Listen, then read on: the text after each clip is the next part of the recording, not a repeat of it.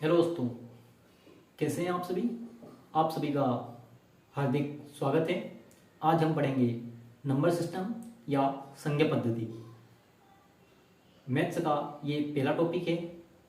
आप सभी को मैं बता देता हूँ कि संख्या पद्धति पहला टॉपिक है और संख्या पद्धति को सबसे पहले क्यों पढ़ा जाता है।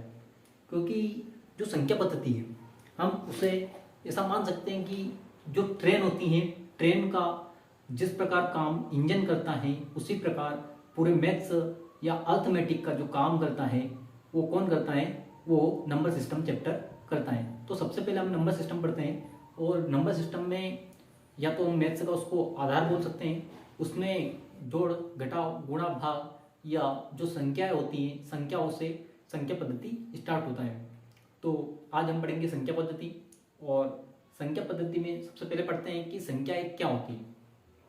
हम जैसे देखते हैं कि सबसे पहले देखते हैं कि नेचुरल नंबर। सबसे पहले क्या देखते हैं हम, नेचुरल नंबर।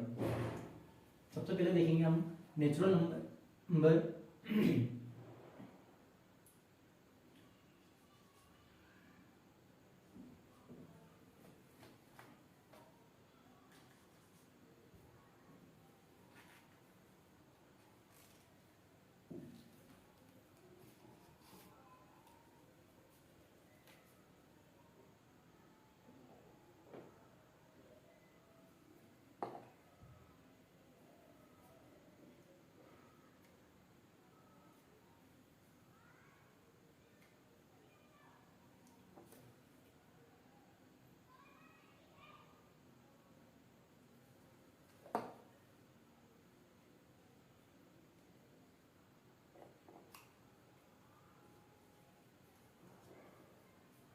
तो हम स्टार्ट करते हैं नेचुरल नंबर। नेचुरल नंबर किसे कहते हैं, या प्राकृत संख्या।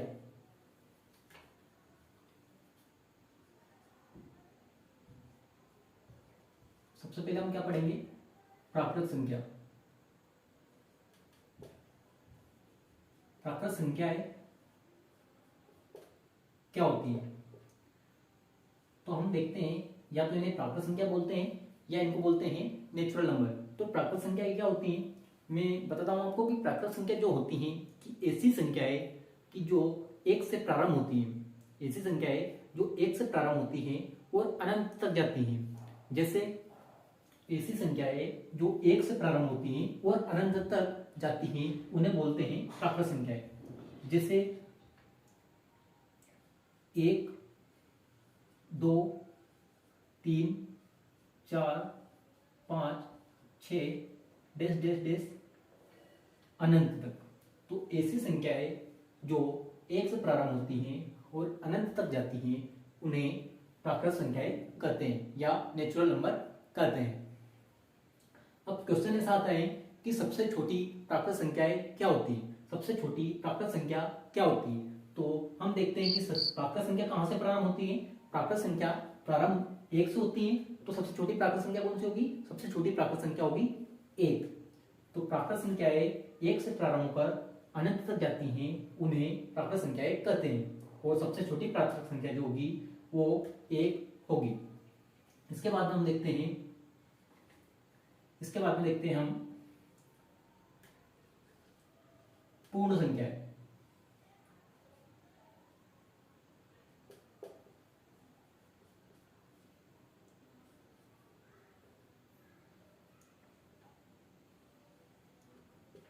अब पूर्ण संख्या किसे कहते हैं, तो पूर्ण संख्याएं ऐसी संख्या जो 0 से प्रारंभ होती हैं और अनंत तक जाती हैं। पूर्ण संख्या किसे कहते हैं, पूर्ण संख्या ऐसी संख्याएं जो 0 से प्रारंभ होती हैं और अनंत तक जाती हैं, उन्हें पूर्ण संख्याएं कहते हैं। तो पूर्ण संख्या कहां से प्रारंभ होती है, 0 से। 0, 1, 2, 3, 4 डैश डैश डैश कहां तक, अनंत तक। तो हमने देखा कि प्राकृत संख्या 1 से प्रारंभ होती है और अनंत तक जाती है। पूर्ण संख्या 0 से प्रारंभ होती है और अनंत तक जाती है।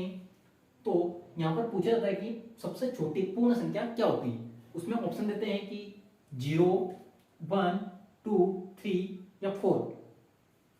तो सबसे छोटी पूर्ण संख्या क्या होगी, सबसे छोटी पूर्ण संख्या जो होगी वो होगी 0। आपको सबसे बड़ी बात ध्यान ये रखनी है कि सबसे छोटी प्राकृत संख्या 1 होती है, सबसे छोटी पूर्ण संख्या 0 होती है। आगे हम पढ़ेंगे पूर्णांक संख्याएं।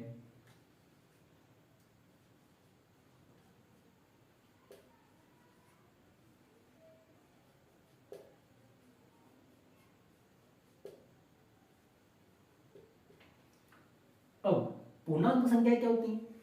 अभी हमने देखा प्राकृत संख्या है, उसके बाद देखा पूर्ण संख्या, अब आ गए पूर्णांक संख्या। तो पूर्णांक संख्या क्या होती है, या इन्हें इंग्लिश में इंटीजर्स बोलते हैं, इंटीजर्स नंबर।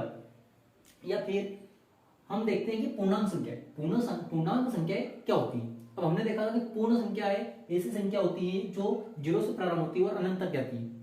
पूर्ण संख्या ऐसी संख्या जो 0 से प्रारंभ होती है और अनंत तक जाती है, उन्हें पूर्ण संख्या कहते हैं, या इन्हें इंग्लिश में होल नंबर कहते हैं।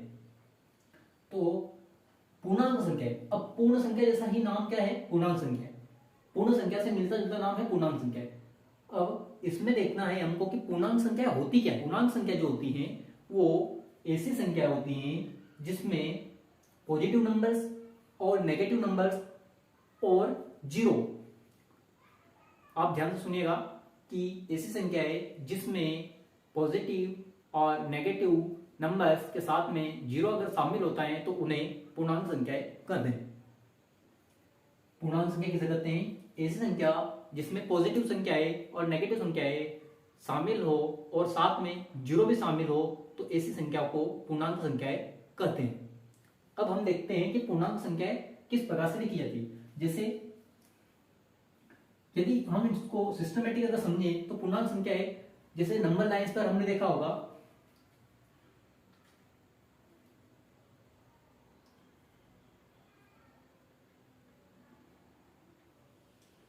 इनको नंबर लाइन्स पर दर्शाते हैं।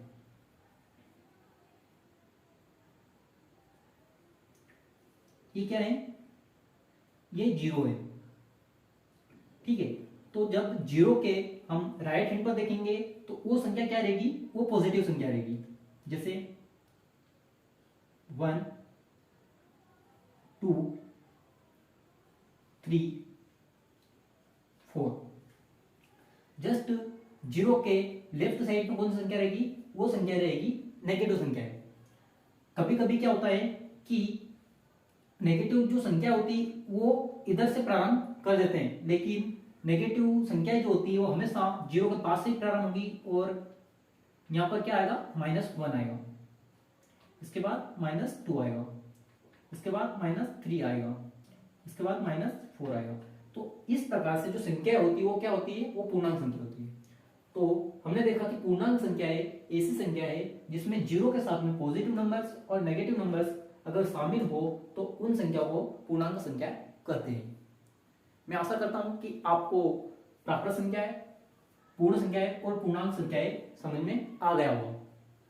मैं एक बार और तीनों को एक बार और रिपीट कर देता हूं जिससे कि आपको जो भी डाउट है वो क्लियर हो जाएंगे। हम देखते हैं कि प्राकृत संख्याएं या नेचुरल नंबर्स। प्राकृत संख्याएं या नेचुरल नंबर्स क्या कहते हैं? तो प्राकृत संख्याएं ऐसी संख्या जो 1 से प्रारंभ होकर अनंत तक जाती हैं, उन्हें प्राकृत संख्याएं कहते हैं। पूर्ण संख्याएं ऐसी संख्याएं जो 0 से प्रारंभ होती हैं और अनंत तक जाती हैं, उन्हें पूर्ण संख्या कहते हैं। पूर्ण संख्या को होल नंबर्स भी बोलते हैं।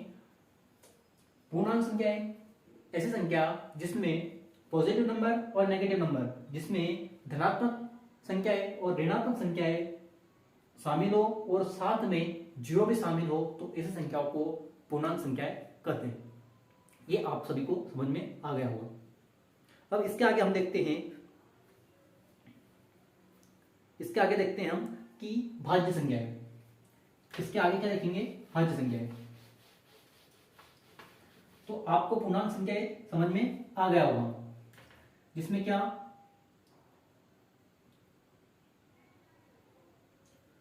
0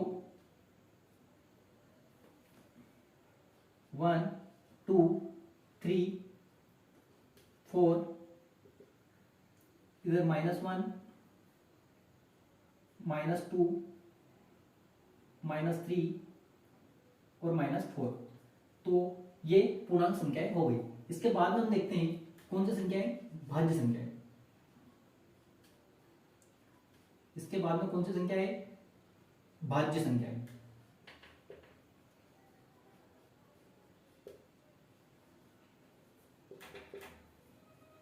इसके बाद में हम देखेंगे भाज्य संख्याएं, या इन्हें कंपोजिट नंबर्स बोला जाता है।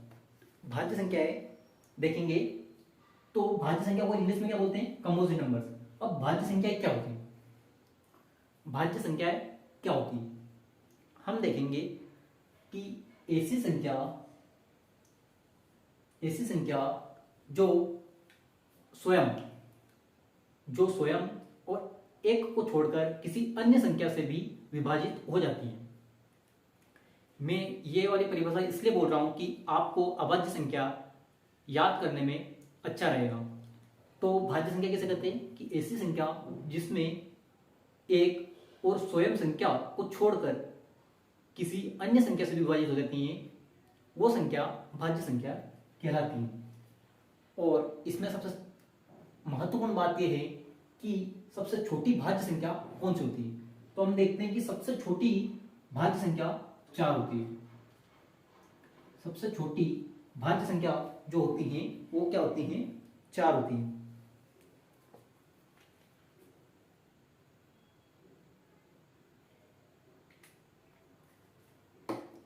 तो हमने क्या देखा कि भाज्य संख्या क्या होती है। तो भाज्य संख्या ऐसी संख्या जिसमें एक और स्वयं संख्या को छोड़कर किसी अन्य संख्या से विभाजित हो जाती है, वो संख्या भाज्य संख्या कहलाती है। और सबसे छोटी भाज्य संख्या कौन सी होती है? 4। क्या 6 भाज्य संख्या है? हाँ है। 8, 10, 12 आदि। इसकी परिभाषा कैसे याद रखनी है? कि जो भाज्य संख्या है, एक वह स्वयं संख्या को छोड़कर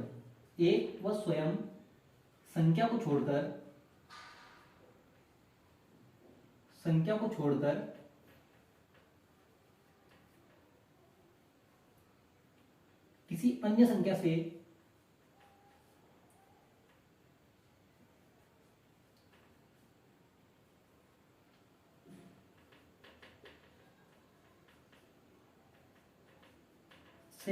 विभाजित हो जाती है।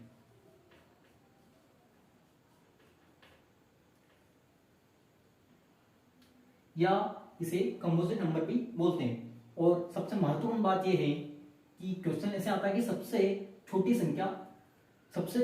भाज्य संख्या क्या है? सबसे छोटी भाज्य संख्या क्या है? तो 4 है। क्वेश्चन ये आता है सबसे छोटी भाज्य संख्या क्या है? 4 है। तो आपने भाज्य संख्या आपको समझ में आ गया होगा। अब इसके बाद हम देखेंगे अभाज्य संख्या।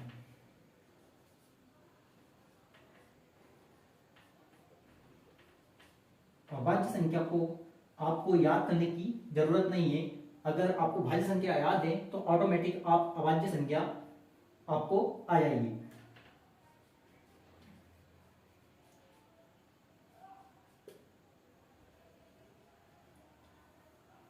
अब अभाज्य संख्या क्या होती है?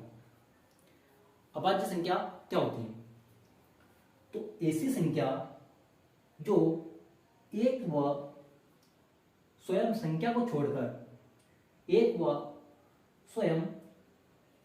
छोड़कर किसी अन्य संख्याओं से विभाजित नहीं होती है, वो अभाज्य संख्या होगी। जो भाज्य संख्या हो क्या? कि एक व स्वयं संख्या को छोड़कर किसी अन्य संख्या से विभाजित होती है, ये होती है भाज्य संख्या। लेकिन अभाज्य संख्या क्या होती है? कि एक व स्वयं संख्या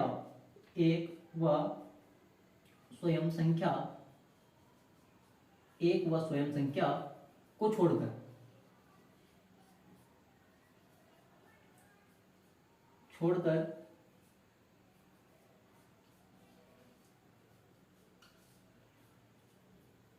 किसी अन्य संख्या से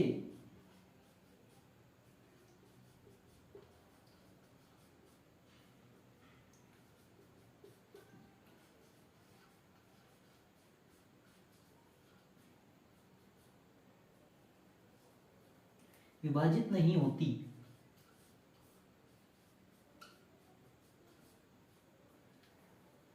भाज्य संख्या हमने देखा कि ऐसी संख्या जो एक व स्वयं संख्या को छोड़कर किसी अन्य संख्या से विभाजित होती हैं वो भाज्य संख्या कहलाती हैं।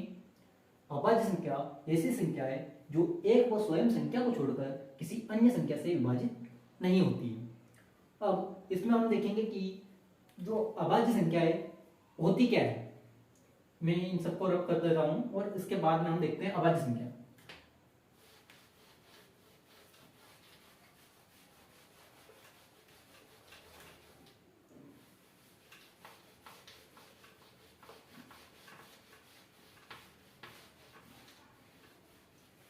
तो अभाज्य संख्याओं के एग्जाम्पल क्या होंगे, मैं ऊपर लिख देता हूं अभाज्य संख्या के एग्जाम्पल।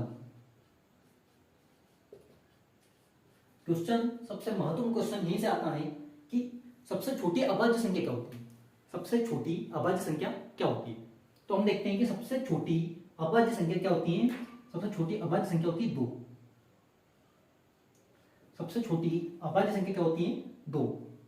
उसके बाद में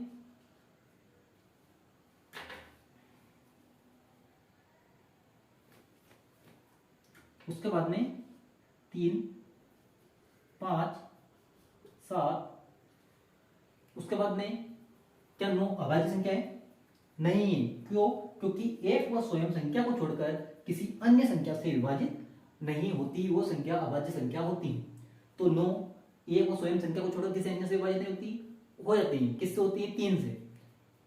इसलिए 9 क्या है? 9 अभाज्य संख्या है नहीं है। फिर कौन सी है? 10 नहीं है। उसके बाद में 11। इसके बाद में 12 नहीं है। फिर क्या आएगा? 13। 13 के बाद में 14 नहीं है। 15 नहीं है। 16 नहीं है। उसके बाद में आएगा 17। इसके बाद में 18 नहीं है। 19 है। तो ये आपके सामने इतने एग्जांपल्स हैं अभाज्य संख्याओं के। तो मैं एक बार और रिपीट करता हूं कि भाज्य संख्या ऐसी संख्या है जो एक व स्वयं संख्या को छोड़कर किसी अन्य संख्या से विभाजित हो जाती है, वो भाज्य संख्या कहलाती हैं। जैसे 4, 6, 8, 10 आदि।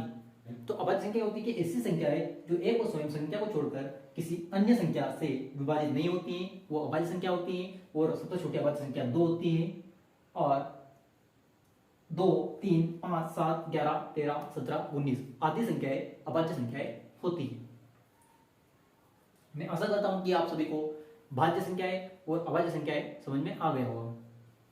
आगे हम पढ़ेंगे सम संख्या और विषम संख्याएं।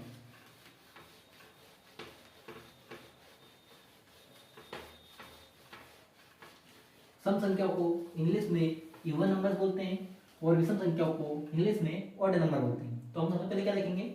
सम संख्या है।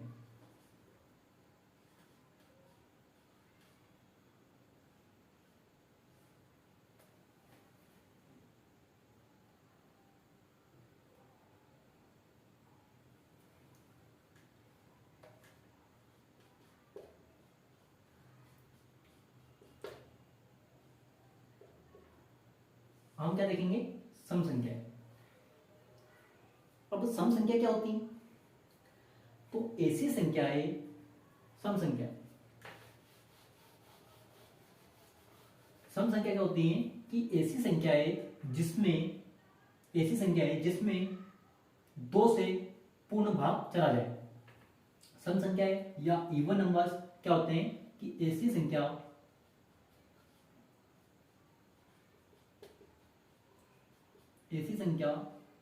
जिसमें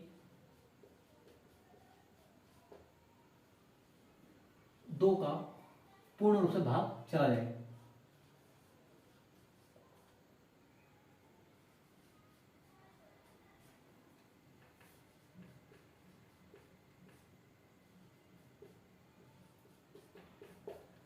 तो सम संख्या ऐसी संख्या है जिसमें 2 का पूर्ण भाग चला जाए, उसे सम संख्या कहते हैं।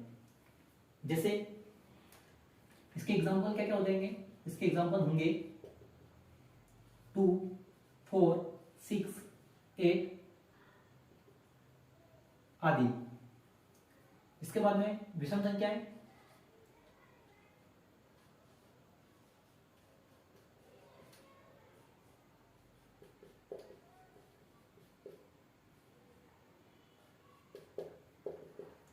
तो विषम संख्या होती है, विषम संख्याएं ऐसी संख्या है जिसमें दो से पूर्ण भाग नहीं जाता है, उन्हें विषम संख्याएं कहते हैं। तो हमने देखा सम संख्या क्या होती है कि ऐसी संख्या जिसमें दो का पूर्ण भाग चला जाए उसे सम संख्या कहते हैं, और विषम संख्या ऐसी संख्या है जिसमें दो का पूर्ण भाग नहीं जाएगा उसे विषम संख्या कहा जाएगा। तो ऐसी संख्या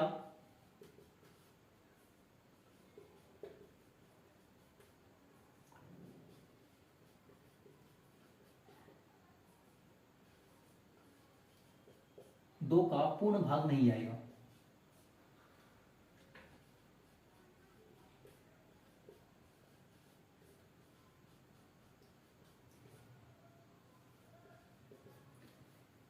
उन्हें विषम संख्या कहते हैं। एग्जाम्पल क्या हो जाएंगे? एग्जाम्पल होंगे कि क्या एक विषम संख्या है? क्या एक विषम संख्या है? हाँ, 1, 3, 5, 7, 9, 11 आदि।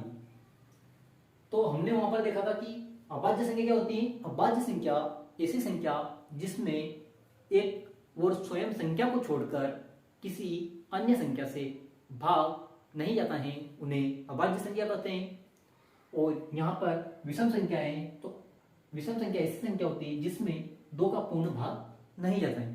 तो आप सभी को अभाज्य संख्या और विषम संख्या में कंफ्यूजन नहीं होना चाहिए। इसके बाद में हम आगे पढ़ते हैं। इसके बाद में आगे हम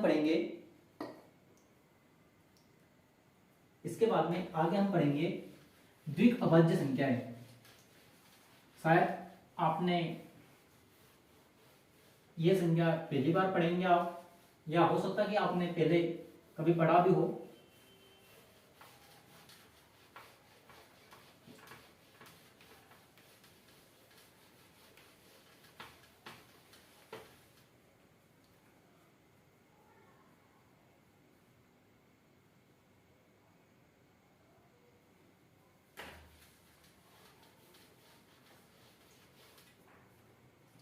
द्विक अभाज्य संख्याएं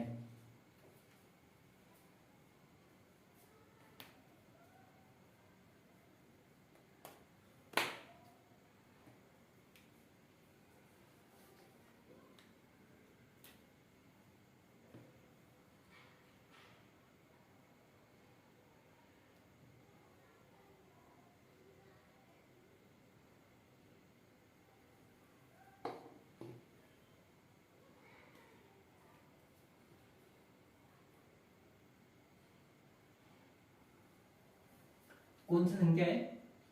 तो आप पढ़ेंगे द्विक अभाज्य संख्याएं। द्विक अभाज्य संख्याएं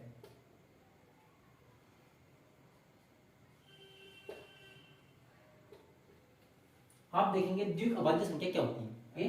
द्विक अभाज्य संख्याएं ऐसी संख्याएं या ऐसी दो संख्याएं जो दोनों संख्या अभाज्य हो और उन दोनों संख्याओं के बीच का जो अंतर हो वो क्या हो? 2 हो। आपको शायद समझ में नहीं आया होगा। हम देखते हैं कि द्विक अभाज्य संख्या होती क्या है। तो ऐसी दो अभाज्य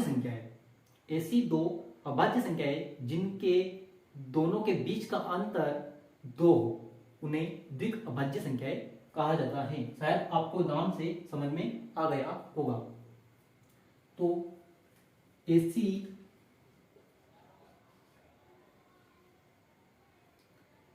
दो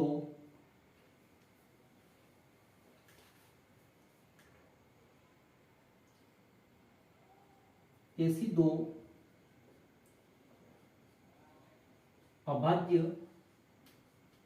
संख्या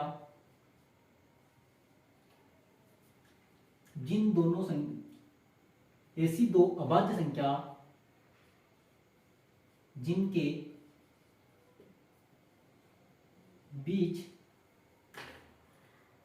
बीच का अंतर 2 हो। शायद आपको अब समझ में आए कि ऐसी दो अभाज्य संख्या जिनके बीच का अंतर क्या हो, 2 हो। अब इसका एग्जाम्पल हम देखते हैं। अब अभाज्य संख्या क्या होती है? तो अभाज्य संख्या हमने देखा था कि 2 अभाज्य संख्या होती है। सबसे छोटी सम अभाज्य संख्या 2 होती है। तो अभाज्य संख्या 2 होती है, तो सबसे छोटी अभाज्य संख्या कौन सी है? 2 है। और कौन सी है? सम अभाज्य संख्या। तो 2 और 3, क्या 2 और 3 द्विक अभाज्य संख्या है? नहीं है, क्योंकि इन दोनों के बीच का अंतर कितना है? इनके बीच का अंतर 1 है। इसलिए ये दोनों संख्याएं जो है ये द्विक अभाज्य संख्याएं नहीं है। क्वेश्चन ऐसा आएगा कि ऑप्शन दे देंगे कि इनमें से द्विक अभाज्य संख्याएं कौन सी है। तो क्या 2 और 3 द्विक अभाज्य संख्या है? नहीं है। तो फिर कौन सी है? तो इसके एग्जांपल हैं कि 3 और 5। क्या 3 और 5 3 अभाज्य संख्या है? हाँ है। 5 अभाज्य संख्या है? हाँ है। तो 3 और 5 के बीच का अंतर कितना है? 2 है? हाँ है। तो द्विक अभाज्य संख्या है। मतलब क्या हुआ कि ऐसी दो संख्याएं जिन दोनों संख्याओं के बीच का अंतर क्या हो? 2, तो वो संख्या क्या कहलाएगी? द्विक अभाज्य संख्या कहलाएगी। मैं आशा करता हूं कि आप सभी को यह समझ में आ गया होगा। अब द्विक अभाज्य संख्या हो गया। अब पढ़ते हैं सहअभाज्य संख्या।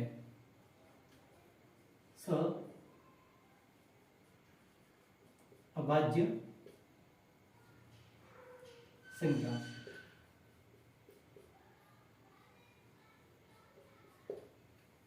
सहअभाज्य संख्या है तो ऐसी संख्या, सहअभाज्य संख्या ऐसी संख्या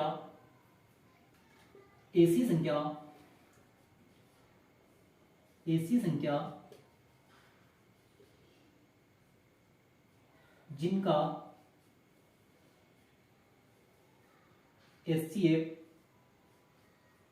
एचसीएफ क्या हो? 1 हो।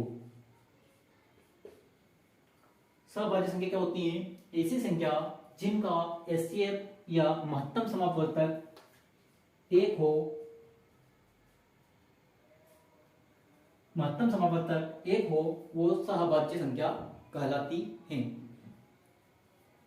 मैं आशा करता हूं कि आपको अभी तक जितनी संख्याएं पढ़ाई वो संख्याएं, सभी की सभी संख्याएं समझ में आ गई होगी।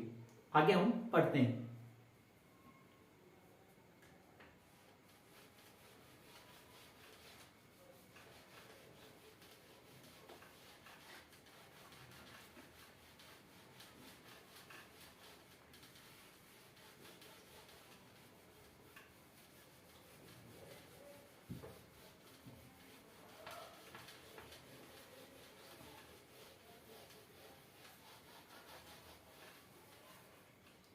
अब आगे हम पढ़ेंगे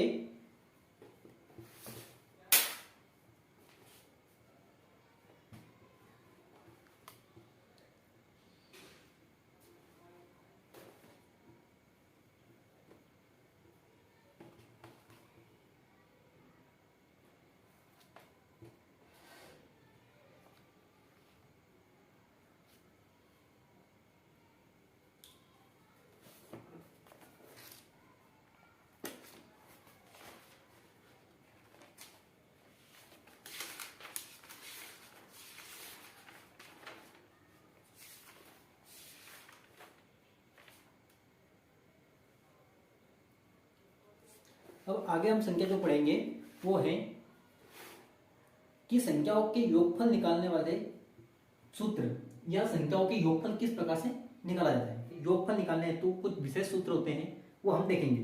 अब देखते हैं कि यदि प्राकृत संख्या क्रमवार दी गई हो तो उनका कुल योग किस प्रकार से निकालेंगे। यदि जो प्राकृत संख्या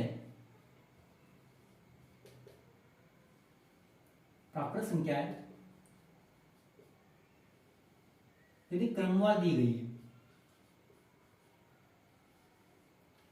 यदि प्राकृत संख्या जो है वो क्रमवार दी गई है और उनका योगफल निकालना है, यदि प्राकृत संख्या क्रमवार दी गई और उनका योगफल निकालना है। मैंने आपको सबसे पहले प्राकृत संख्या बताया था कि क्या होती है प्राकृत संख्या। प्राकृत संख्या ऐसी संख्या जो एक से प्रारंभ होकर अनंत तक जाती हैं उन्हें प्राकृत संख्या कहते हैं। तो इन्होंने बोला है कि प्राकृत संख्या अगर क्रमवार दी गई है और उन संख्याओं को क्या निकालना है, प्राकृत संख्या क्रमवार दी हो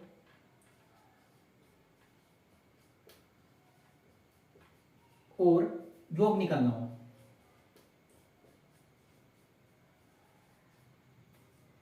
योग निकालना है तो उसके दो फॉर्मूले होते हैं, या मैं एक ऐसा फॉर्मूला बताऊंगा कि आप जिससे सभी संख्याओं का योग निकाल सकते हैं।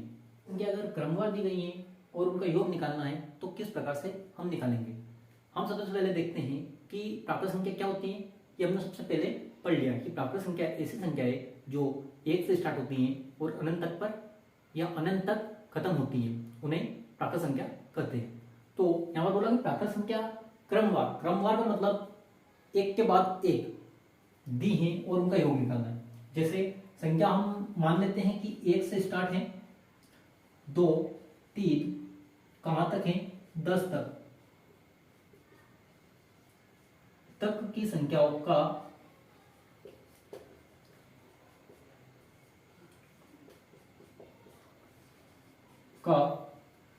योग निकालिए।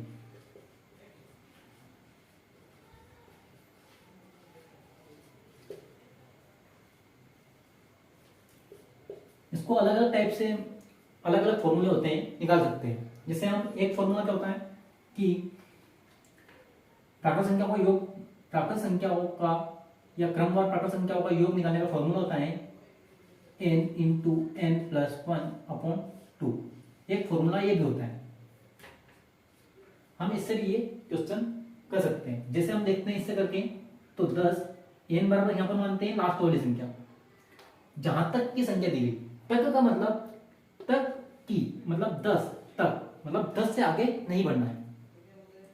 होता है कि 10 संख्या, तो वो क्वेश्चन अलग होता है। तो इसमें बोला कि 10 तक की। अब इसमें हम देखते हैं कि n बराबर क्या है, 10 है। तो इसका फॉर्मूला क्या होगा, n बराबर क्या है, 10 इंटू 10 प्लस 1/2।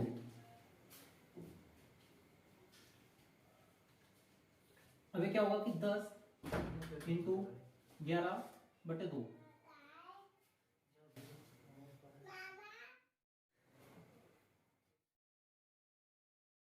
करते हैं 2 पंजे 10 और ये संख्या क्या होगा 55, 11 5 55। यही अगर क्वेश्चन हमको करना है तो हम इसको दूसरे फॉर्मूले से भी कर सकते हैं। जैसे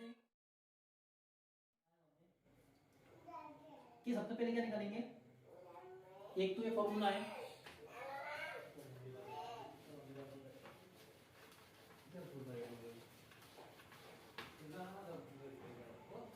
और एक ये है कि सबसे पहले हम निकालेंगे क्या, n।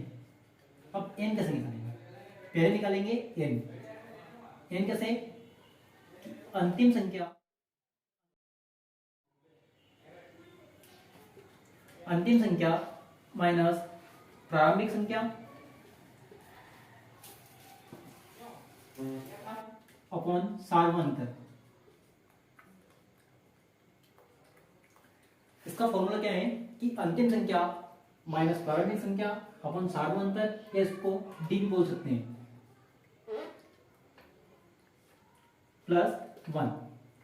तो यहां से क्या मिलेगा आपको, n मिल जाएगा। उसके बाद में हमको क्या करना है, अब जब हमने n बराबर जब अंतिम संख्या माइनस प्रारंभिक संख्या अपॉन सार्वंतर प्लस 1 ये निकाल लिया। अब इसको क्या करना है, इसको इसके बाद में हमको योग निकालना है। तो योग क्या होगा, योग बराबर अंतिम संख्या प्लस प्रारंभिक संख्या अपॉन 2 और इंटू n। जो हमने यहां से n निकाला था उसको यहां पर रखना है। शायद आप सभी को समझ में आ गया होगा। मैं इसको एक बार और पूरा रिपीट करता हूं। सबसे पहले क्या करेंगे कि प्राकृत संख्या क्रमवार दी गई है और उनका योग निकालना है। प्राकृत संख्या जैसे हम मान लेते हैं 1 2 3 से 10 तक की प्राकृत संख्या है और उनका योग निकालना है। क्या करेंगे, पहले हम निकालेंगे n कैसे निकालेंगे कि अंतिम संख्या माइनस प्रारंभिक संख्या अपॉन सार्वंतर प्लस 1। उसके बाद में जब हमारा यहां से n निकल जाएगा उसके बाद में हम यहां से निकालेंगे योग कैसे निकलेगा, योग बराबर अंतिम संख्या प्लस प्रारंभिक संख्या अपॉन 2 इंटू n। शायद आपको समझ में नहीं आया होगा, जब हम क्वेश्चन करेंगे तो आपको ऑटोमेटिक ये चीज समझ में आ जाएगी। अब हम यहां से निकालते हैं n। यदि हम यहां से n निकालते हैं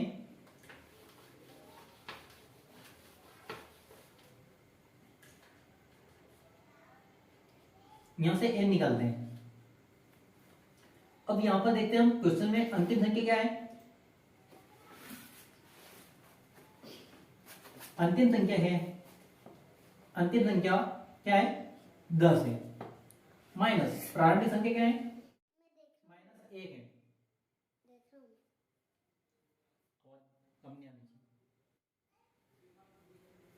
प्रारंभिक संख्या क्या है, प्रारंभिक संख्या यहां पर 1 है। अपॉन में क्या दे रखा है सार्वंतर। अब सार्वंतर क्या होता है कि ऐसी संख्या है जो इन्हीं दो संख्याओं के बीच का अंतर, और ये सार्वंतर हमेशा a2 माइनस a1 निकलता है। जैसे संख्या a1 a2 a3 है तो a2 माइनस a1 निकलेगा, वो सार्वंतर होगा। सार्वंतर क्या होगा, यहां पर सार्वंतर जो होगा वो होगा 2 माइनस 1।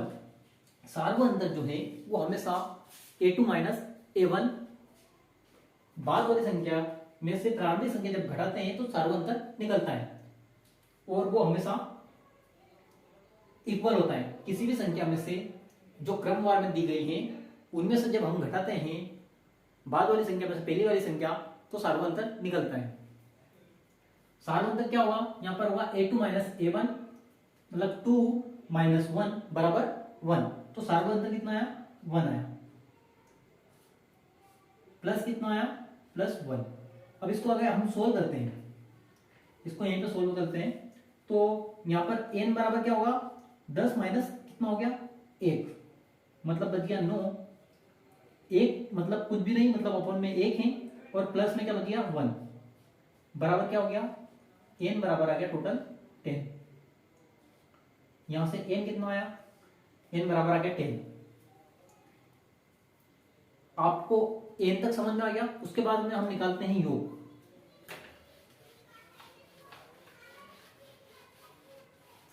अब यहां से हम देख लेते हैं कि हमारा जो n आया है वो कितना आया है, n बराबर आया है 10। अब मैंने आपको अभी ही बताया था कि योग क्या होता है। तो योग का जो सूत्र होता है, योग का सूत्र जो होता है अंतिम संख्या प्लस प्रारंभिक संख्या, अंतिम संख्या प्लस प्रारंभिक संख्या अपॉन 2 इंटू n। अब योग यहां से क्या निकलेगा, अंतिम संख्या क्या है, अंतिम संख्या 10 है, प्रारंभिक संख्या क्या है यहां पर 1 है, अपॉन में क्या है 2 है, और n कितना आया, n आया है 10। शायद आप सभी को समझ में आ गया होगा। इसको आगे सोल्व करते हैं तो कितना आया 10 प्लस 1 बराबर 11 अपॉन कितना 2 इंटू ये 10 मल्टीप्लाई में 2 से इसको 10 को डिवाइड किया तो 5 बराबर कितना गया 55। शायद आप सोच रहे होंगे कि इस इतने लंबी मेथड से अच्छा है कि हम n बराबर योग बराबर n इंटू n प्लस 1 वाले फॉर्मूले से डायरेक्ट निकाल लें। लेकिन ऐसा नहीं कि अगर ये वाला क्वेश्चन इस टाइप से आया तो आप इस वाले क्वेश्चन से या इस वाले सूत्र से निकाल सकते हैं। अगर क्वेश्चन को थोड़ा सा घुमाया तो आप फिर उस क्वेश्चन को इस वाले सूत्र से नहीं कर सकते। इसलिए आप ये वाले मेथड को याद रखेंगे और इससे काफी अच्छे क्वेश्चंस ये वाली मेथड से सोल्व हो जाएंगे। मैं आशा करता हूं कि आप सभी को ये वाली मेथड समझ में आ गई होगी। अभी हम यही वाली मेथड से एक और क्वेश्चन करते हैं।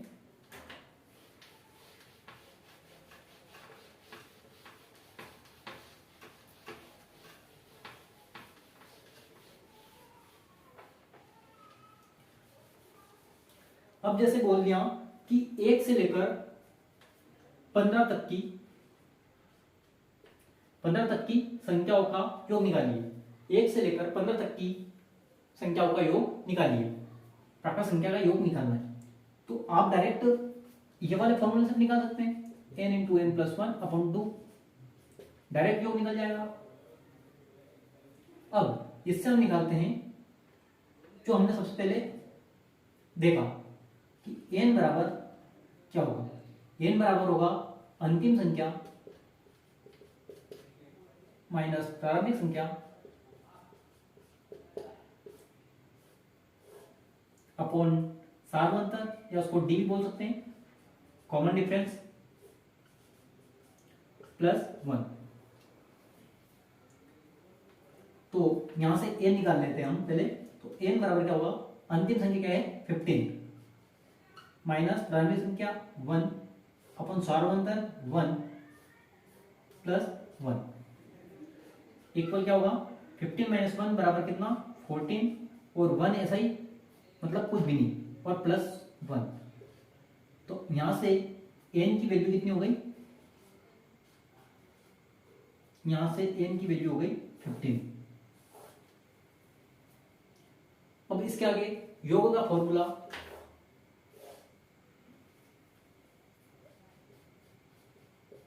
योग बराबर क्या हो जाएगा, अंतिम संख्या माइनस प्रारंभिक संख्या।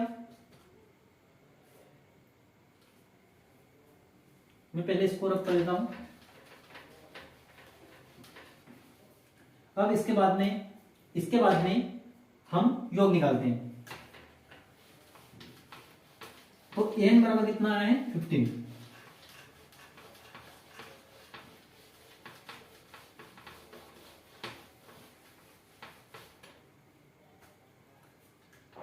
हमारा n बराबर आ गया था 15, जो यहां पर दिख रहा है। योग कैसे निकालेंगे, अंतिम संख्या प्रारंभिक संख्या अपॉन 2 इंटू एन। अंतिम संख्या क्या है 15, प्रारंभिक संख्या 1 अपॉन 2 इंटू एन बराबर 15। डायरेक्ट क्या होगा 15 प्लस 1 16 अपॉन 2 इंटू 15। 2 से कितना 8, आंसर क्या आएगा 120। आप चाहो तो n इंटू एन प्लस 1 से भी कंफर्म कर सकते हैं। n into n plus 1 upon 2, n क्या है 15 इंटू 15 प्लस 1 अपॉन 2 क्या होगा 15 इंटू 16 अपॉन 2 बराबर 120। हेलो दोस्तों, मैं आशा करता हूं कि अभी तक मैंने जो कुछ पढ़ाया आपको वो सभी आप सभी को समझ में आ गया होगा। सूत्र से क्वेश्चन सोल्व किए, उसी सूत्र से हम कुछ डिफिकल्ट क्वेश्चन सोल्व करते हैं, और इस प्रकार से काफ़ी क्वेश्चन एग्जाम में देखने को मिलते हैं। तो हम देखते हैं कि जो मैंने सूत्र बताया आपको पहले, उससे पहले क्या निकालेंगे, सबसे पहले हम क्या निकालेंगे n निकालेंगे। n कैसे निकालेंगे कि ब्रैकेट में क्या अंतिम संख्या माइनस प्रारंभिक संख्या अपॉन सार्वंतर प्लस ब्रैकेट बंद करके प्लस 1। उसके बाद में फिर हम निकालेंगे योग। तो जब योग निकालेंगे तो योग बराबर क्या हो जाएगा, अंतिम संख्या प्लस प्रारंभिक संख्या अपॉन 2 इंटू एन, या जो हमने n निकाला था उसको मल्टीप्लाई करना है। तो यहाँ से योग निकल जाएगा। और इस सूत्र से, बस केवल एक सूत्र से आपके सभी प्रकार के सम विषम वाले सारे क्वेश्चन सोल्व हो जाएंगे। तो आगे हम देखते हैं कि किस प्रकार से क्वेश्चन एग्जाम में देखने को मिलते हैं। जैसे कि क्वेश्चन में दिया है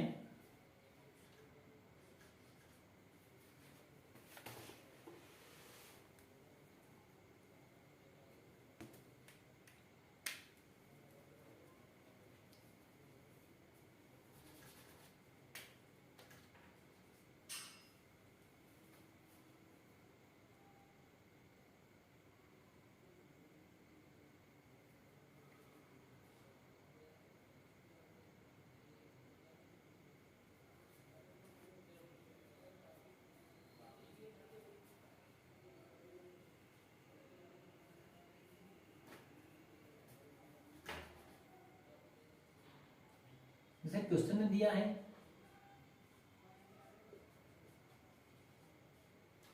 कि 1 + 2 + 3 डैश डैश +10 = 55। तो हमें 11 + 12 + 13 + 20 किसके बराबर होगा?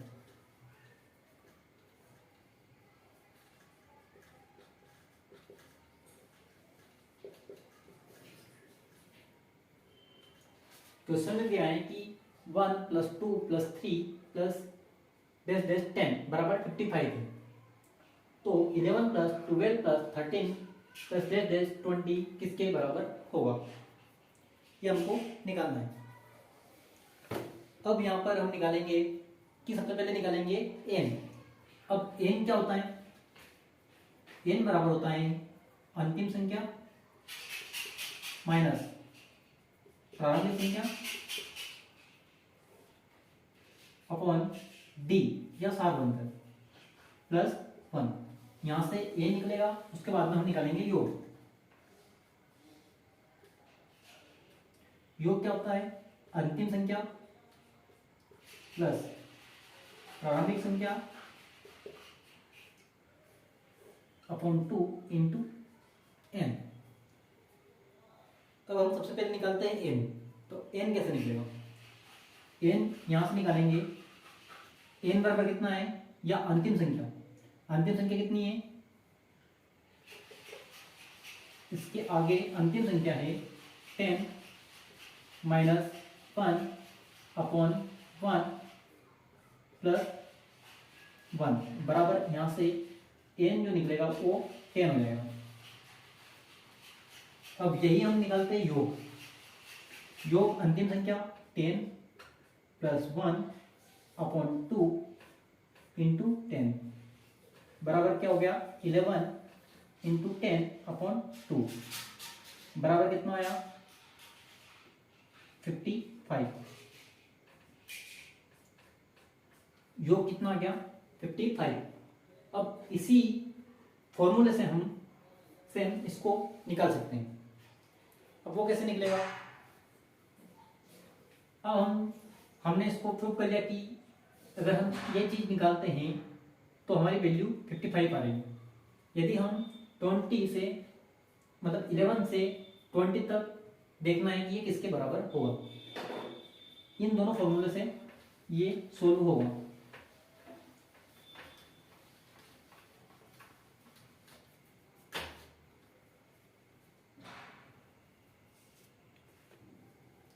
अब यहां पर देखते हैं नीचे वाले में अंतिम संख्या क्या है, अंतिम संख्या है 20। अंतिम संख्या 20, प्रारंभिक संख्या 11 अपॉन डी कितना है, 1 + 1। आपको डी समझ में आ गया क्या कि 11 + 1 12, 12 + 1 13 बराबर कितना हो जाएगा, 20 - 11 9 और 1 ऐसा ही +1, मतलब 9 + 1 बराबर n की वैल्यू कितनी आ गई, 10। अब यहां से n की वैल्यू आ गई 10। अब उसका निकालते हैं हम योग। अब योग क्या होगा कि योग जो है अंतिम संख्या क्या है, 20, प्रारंभिक संख्या 11 अपॉन 2 इंटू n कितना आया, n आया 10। तो यहां से कितना हुआ, 31 अपॉन 2 इंटू 10 बराबर 5 इक्वल कितना, 5 इंटू 1 5 और 5 3 15। आंसर 155।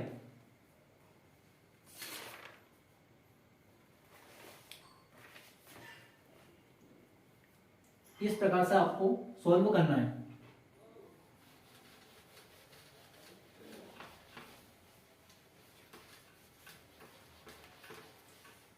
ऐसे क्वेश्चन में ये वाले सूत्र से काफी हेल्प मिलेगी। और इस प्रकार के जो क्वेश्चन हैं वो अधिकतर एग्जाम में देखने को मिलते हैं।